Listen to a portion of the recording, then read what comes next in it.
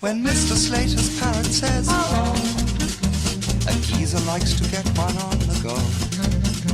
We hope to hear him swear, we love to hear him squeak, we like to see him biting fingers in his horny beak. Sometimes he wants to whistle through his nose, whilst picking up a peanut with his toes.